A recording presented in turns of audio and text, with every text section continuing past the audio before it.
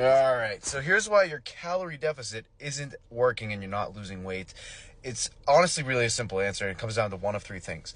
First, you don't know how to properly calculate your caloric needs for each day. There are a ton of online calorie calculators, and they'll have you plug in your height, weight, gender, age, activity level, all that stuff, and they'll give you a number that says, okay, this is your maintenance calories for a day given all these inputs. But a lot of them aren't as precise as they should be. Some are better than others, but none of them are the actual precise number that you need.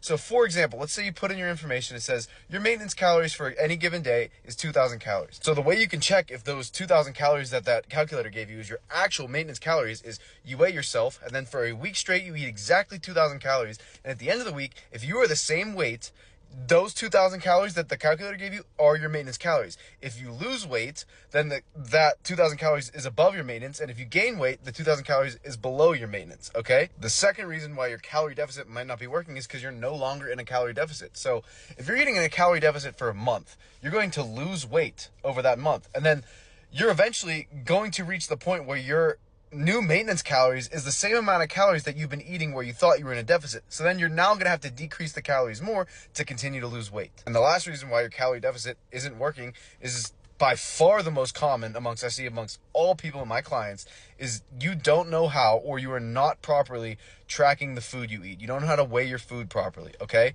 Everyone thinks they're in a calorie deficit and you can eyeball it. No. You either have to spend a week or two, maybe even 3, precisely tracking your food using a food scale and getting it to a T. And you don't have to do it forever, but once you learn how to do it, and once you learn how many calories are in a certain amount of food at a certain amount of weight, and you kind of build that experience, then you can go off of that. But for everyone, I recommend that you really should learn how to just track your food and weigh it the right way for a couple of weeks. That way you're sure and you know exactly what you're doing and you know exactly what you're putting in your body. Because if you're off by 50 grams for a high calorie food, that can be the difference between like 100, 200, 300 calories, and it can totally throw off your deficit by just one